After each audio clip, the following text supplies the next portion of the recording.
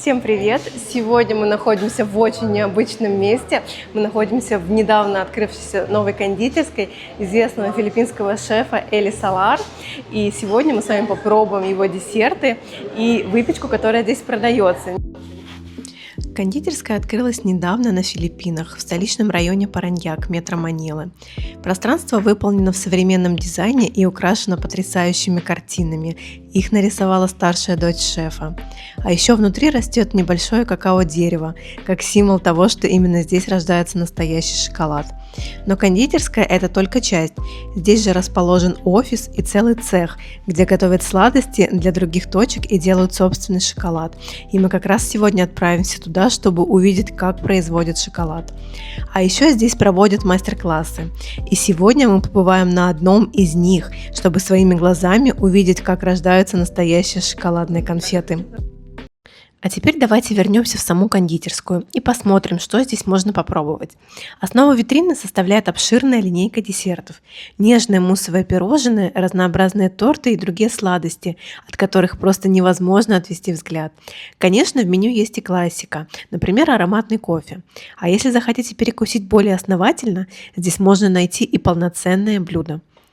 Чтобы лучше разобраться в том, что пользуется особой популярностью, я попросила сотрудника рассказать о бестселлерах заведения, но и заодно поделиться своими личными фаворитами. Одни из самых популярных позиций — это travel cakes. Это такие пирожные, которые удобно взять с собой в дорогу. По сути, это кексы, но с интересными начинками. Здесь есть, например, морковный кекс с крем-чизом, а еще кекс с баварским кремом и каламанси — это местный филиппинский цитрус, который придает десерту яркую свежесть и легкую кислинку. Это пяти-гато, мини-версия наших больших тортов.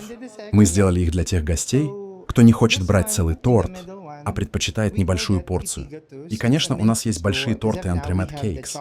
Сейчас самые популярные — шоколадный и фисташковый. Это настоящие бестселлеры, которые гости выбирают чаще всего. Сотрудник так аппетитно рассказывал, хочется попробовать все, добавлю немножечко еще комментариев. Как раз таки, да, здесь у шефа представлены такие так называемые гато де вояж. Это кексы, которые можно взять с собой, они сейчас очень популярны. Как раз таки на большом тренде в Азии, есть на многих витринах, во многих кондитерских. А базовый рецепт этих кексов, которые легко адаптировать под свой вкус, добавлять любые начинки и делать разные вариации, можно приобрести у меня в телеграм-канале. Готовятся такие кексы всего за несколько минут, отлично переносят заморозку и могут храниться несколько дней при комнатной температуре, не теряя вкус и внешний вид. Подробная техкарта с видеоуроком забирай по ссылке в описании или по QR-коду. Расскажите, пожалуйста, как вы разрабатывали вкусы, почему остановились именно на этих и на что вы ориентировались?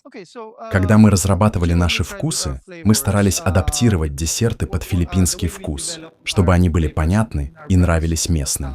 Один из наших флагманских десертов — Original Chocolate — шоколадный муссовый десерт. Филиппинцы очень любят шоколад, поэтому это первое изделие мы сделали именно шоколадным, насыщенным и нежным. Также очень популярен десерт йема-какао. Йема — это популярный филиппинский вкус, похожий на карамель. И небольшой совет для кондитеров. Всегда думайте, как ваши покупатели. Слишком необычные вкусы могут оттолкнуть, поэтому важно сочетать оригинальность с понятными и любимыми вкусами.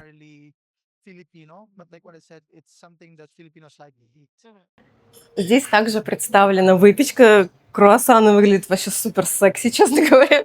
Очень вкусные и очень такие пышные, прям вот как надо, наверное, французские круассаны. Мы сегодня обязательно один попробуем. Вот также здесь есть выпечка и печенье, а также здесь еще есть шоколадные конфеты и шоколад, потому что шеф сам производит шоколад здесь на Филиппинах. У него есть своя плантация, и они производят для своих десертов на продажу шоколад здесь самостоятельно. Да, я думаю, что тоже будет очень вкусно. Мы тоже с вами попробуем. Причем шоколад здесь есть разных сортов. Есть вот 42% какао, 65% и белый 32%. Ну что, мы сейчас находимся в самом цеху, где проходят мастер-классы и проходит производство шоколада и изделий. Сейчас проходит мастер-класс по шоколадным конфетам и работе с шоколадом. Вот как раз сейчас заливают формы, поликарбонатные конфеты шоколадные, из которых потом будут делать, собственно говоря, да, изделия. Пойдемте посмотрим.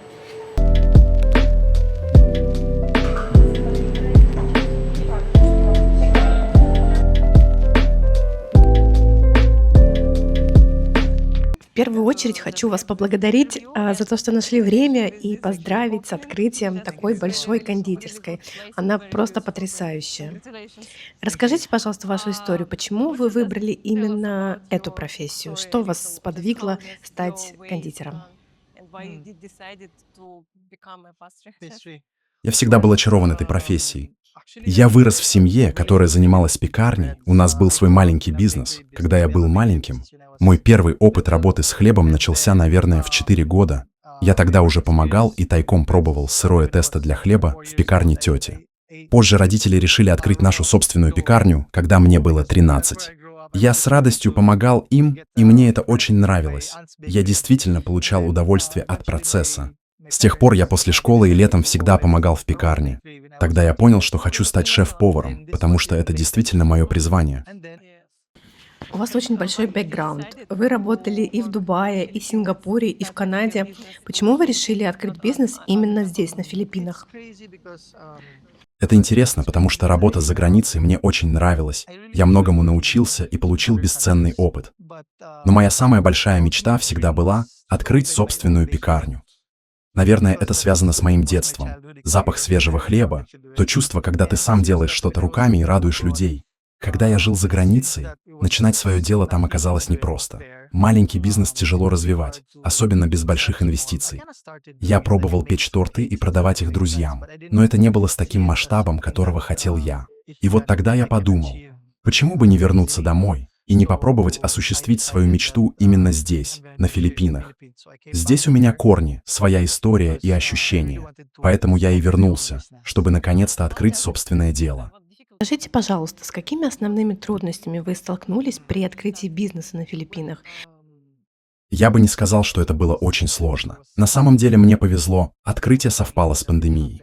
Казалось бы, это может быть проблемой, но на самом деле это помогло. У меня была так называемая облачная кухня, а не полноценный магазин.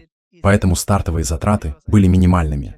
Я готовил в небольшой кухне и просто доставлял продукцию. Не нужно было тратить много денег на обустройство магазина. Когда мы начали расширяться и открывать новые филиалы, возникли настоящие сложности.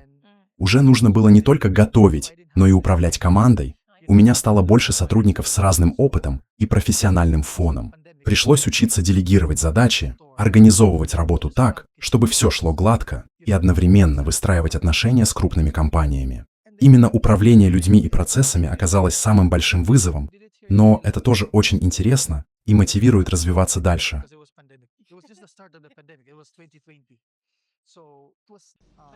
Но вам помогает супруга управлять бизнесом.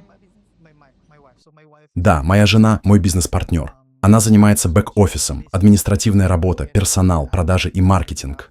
Я в основном занимаюсь операционной частью. Так мы делим ответственность, и это делает процесс намного легче. К тому же, моя жена уже была знакома с людьми здесь, в Маниле, поэтому нам было проще стартовать.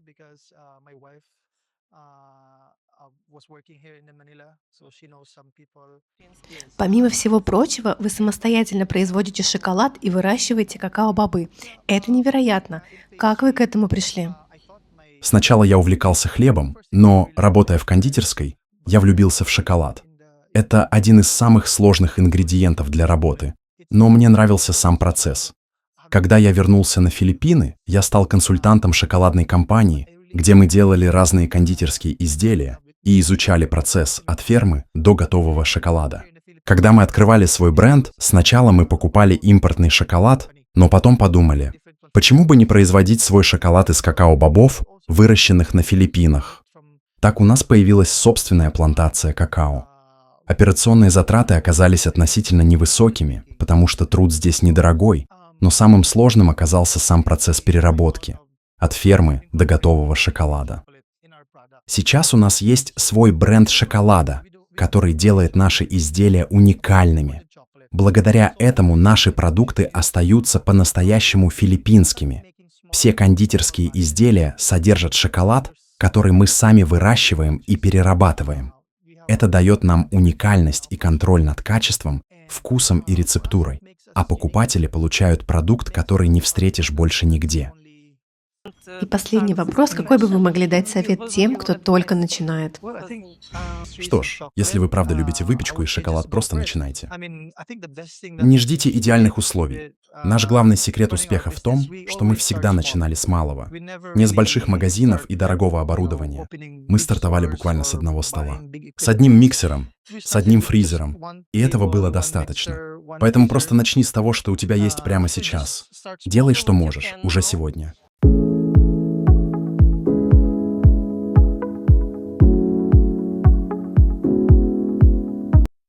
Сегодня день шоколадной комы. Я уже взяла с собой тот, который изменяет глюкозу, глюкозу в крови, потому что тут просто, мне кажется, без него не разберешься. В общем, сегодня мы попробуем очень много десертов на самом деле. Вот, шеф уже про них рассказал. Выглядит аппетитно, на вкус это потрясающе. Я говорю, на Филиппинах это вот один из самых продвинутых шефов, который делает просто потрясающие десерты. В общем, сейчас мы с вами попробуем, что же там внутри и насколько это вкусно. Ну что, начнем нашу дегустацию с так называемых гато де вояж. Это как раз-таки кексы, которые в мини-формате, которые можно взять с собой. Собственно говоря, вояж, да, оттуда и название. Это у нас с вами шоколад роше, шоколад и такой вкус Ферреро Роше. Как шеф сказал, что на Филиппинах очень популярный вкус, филиппинцы очень любят, поэтому они решили сделать вот в таком формате. Ну что, попробуем? Ну, мне кажется, что это вкусно. Тут в целом все вкусно. Ну, как бы тут по-другому быть не может.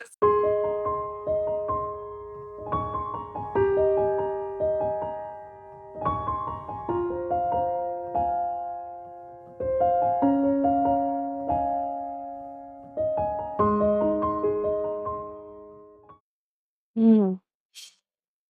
Это реально очень похоже на Ферреро Роше, только с хорошим качественным шоколадом.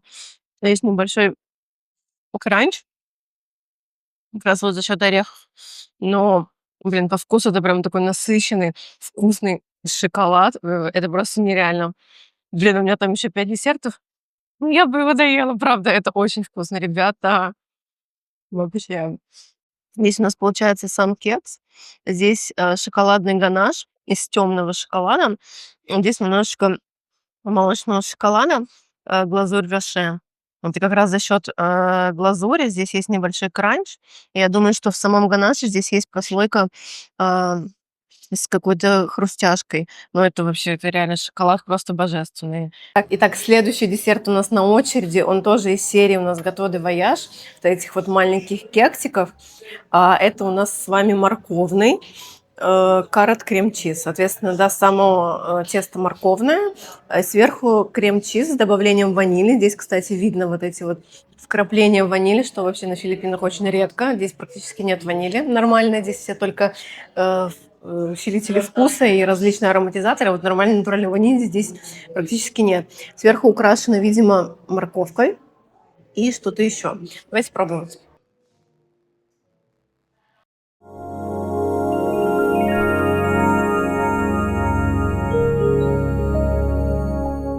Ребята, это просто само морковное тесто, оно, видимо, с добавлением каких-то специй, корицы, что-то вот такое.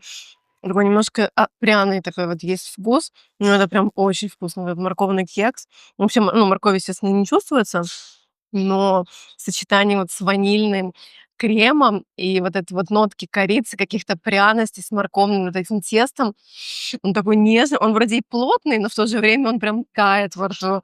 Ребята, это вообще, это что-то невероятное. Я не знаю. Мы уйдем сегодня отсюда. Так, сейчас попробуем с вами какао, пока оно не остыло, потом уже примемся за остальные десерты.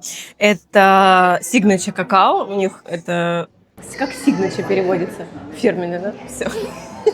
Ну, на самом деле, для меня same, ну, что Russian разговаривать, что English разговаривать. Я могу both languages speak, но для меня no difference makes. Пробуем какао, пока оно не остыло. Это их фирменный какао с добавлением 3 видов шоколада. Возможно, уже здесь оно немножко, поскольку оно постояло, здесь видно, что молочный, белый и темный шоколад. Вот это все растопленный шоколад, который покрывается сверху какао. Вот, сейчас мы его попробуем, пока оно не остыло. Естественно, шоколад их местный.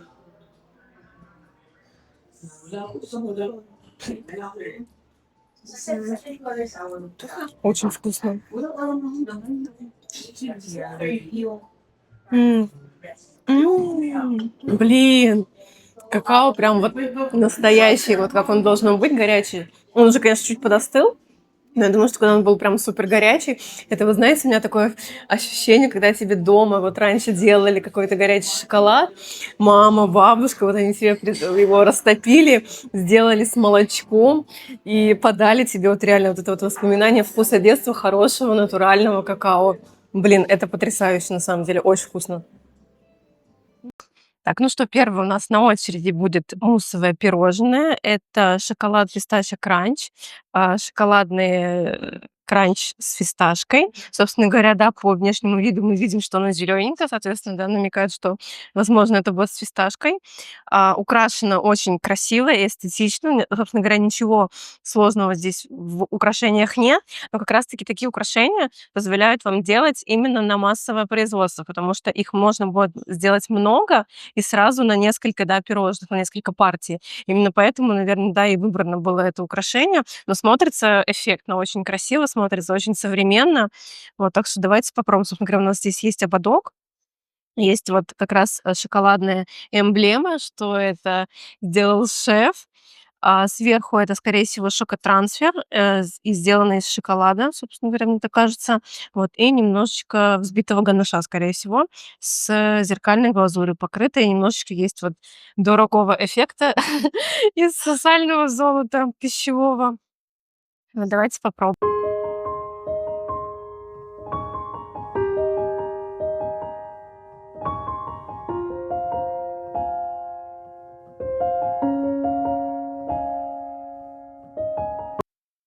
Так, ну что мы тут видим на первый взгляд?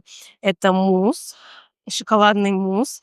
Внутри у нас фисташковое есть пралине, собственно говоря, с фисташковой какой-то, да, хрустяшкой.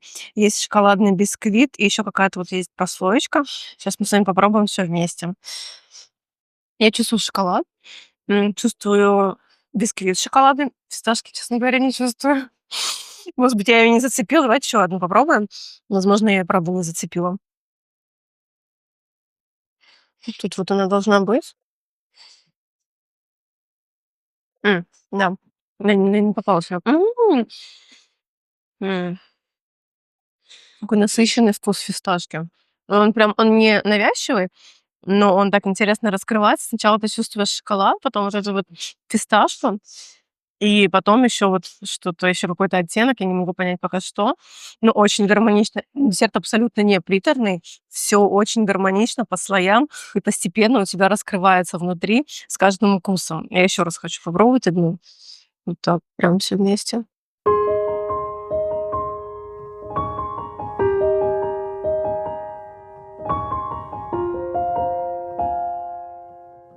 М,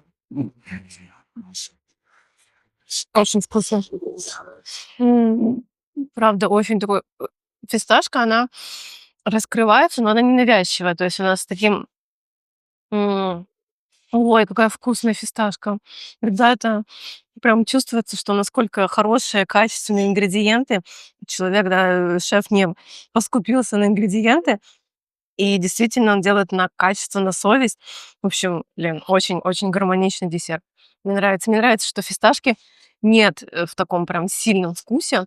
Бывает, что иногда бывает, ешь десерты, у тебя сразу вот эта фисташка везде просто. А здесь она в таком мягком каком-то обрамлении с шоколадом. И это настолько гармонично и вкусно.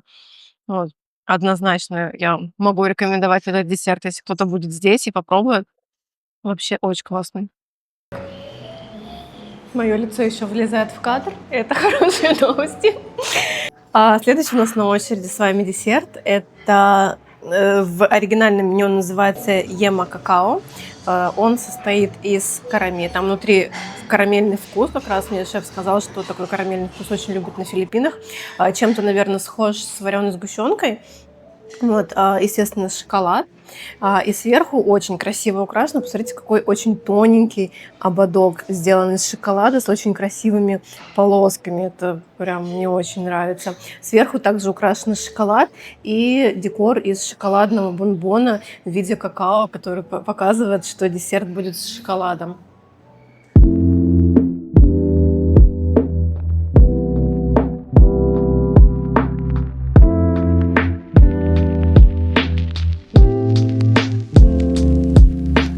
Внутри у нас карамельный мусс, а сверху у нас зеркальная глазурь на шоколаде, скорее всего, молочном, возможно. Нет, вообще, возможно, кстати, у меня даже где-то был рецепт, потому что мы делали такие пирожные на мастер-классе. Дальше мы видим с вами слой карамельного ганаша. Там есть внутри, скорее всего, какая-то хрустяшка. Вот здесь есть слой шоколадного ганаша и, соответственно, шоколадный бисквит. Вот, ну, вообще выглядит, конечно, потрясающе.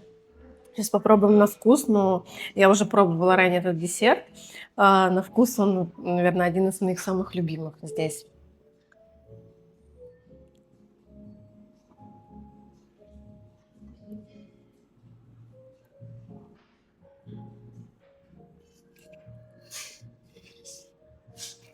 М.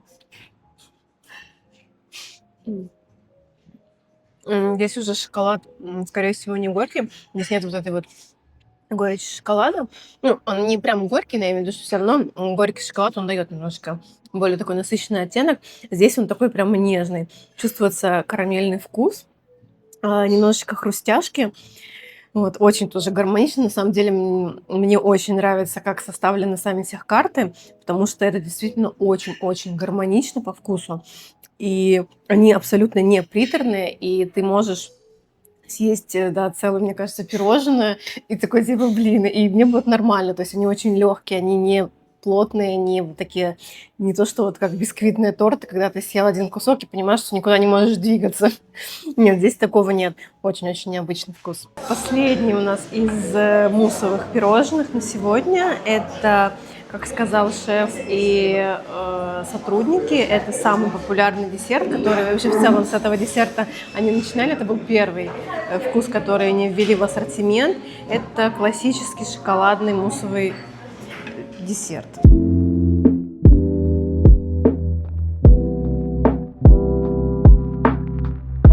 Ну, мы сразу видим, да, что уже сверху мы видим декор из шоколада.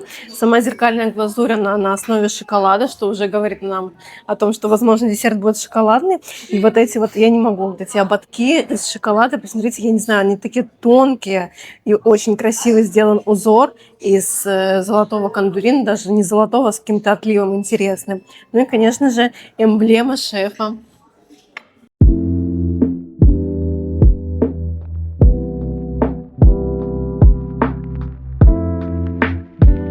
По словам шефа, это самый любимый десерт у филиппинцев, потому что филиппинцы очень любят шоколад, и, собственно говоря, все пирожное у нас полностью состоит все из шоколада. Здесь у нас зеркальная глазурь с какао, шоколадный мусс, шоколадный бисквит, скорее всего, какая-то шоколадная еще прослойка с хрустяшкой и еще один слой бисквита.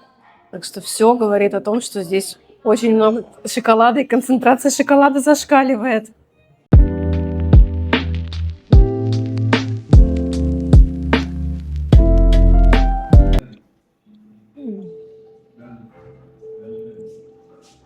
Очень вкусно. Очень такой мусс, очень нежный бисквит. Ну, хрустяшки я здесь не ушла. Может быть, она мне не попалась, но как будто бы там что-то было. Возможно, я ошибаюсь. Сейчас. Да, там есть хрустяшка, просто она мне чуть-чуть не попалась. Очень гармоничный. Опять стопроцентная концентрация шоколада на одно пирожное, но при этом он не приторный. Он очень гармонично сочетающийся шоколадный мусс и шоколадный бисквит. И причем вот эта глазурь, которая с какао, она абсолютно не перебивает вкус. Она является таким, наверное, даже, я бы сказала, продолжением десерта, шоколадного десерта. Очень гармоничный. И я бы тоже его могла рекомендовать.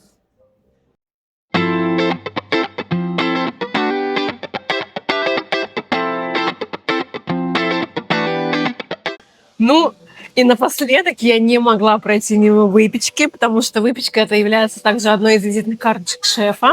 И сегодня мы с вами попробуем самый популярный, самый бестселлер, как мне сказали, круассан с матчей и фисташкой. Хотя матча не является национальным продуктом Филиппин, но филиппинцы ее очень-очень любят. Поэтому, собственно говоря, да, она стала очень популярной. Круассаны едят... О, да посмотрите, какая милота! Вот это сервис! Очень красиво, посмотрите.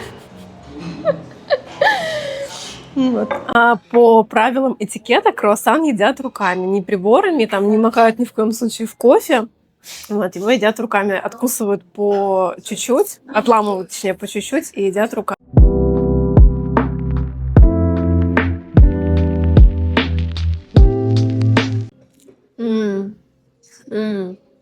Вообще. Хотя не сказать, что я люблю выпечку в целом, но это, мне кажется, у Седрика Граля невкусные круассаны. Вот здесь вкусные круассаны, блин. Это очень вкусно.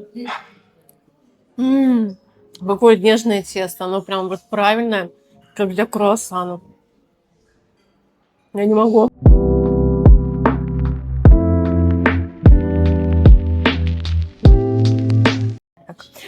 Ну что, немножечко подведем итоги. Я расскажу, что мне больше всего понравилось. Конечно, это сугубо мое мнение, это, как говорится, на вкус и цвет.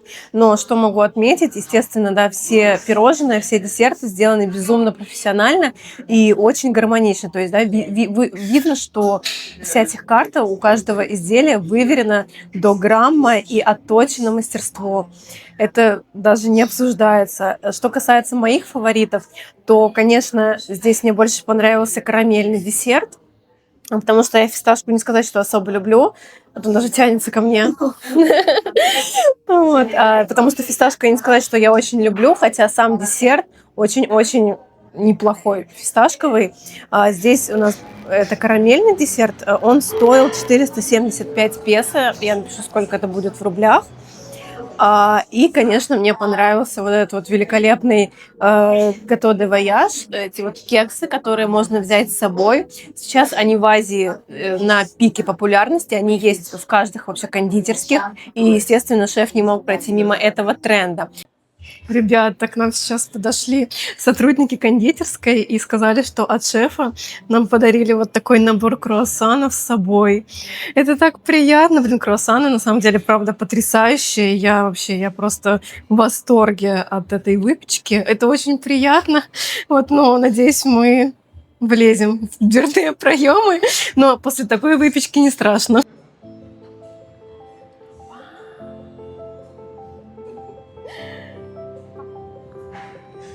Просто чувствуешь себя как во французской пекарне у Седрика Граля, только намного вкуснее.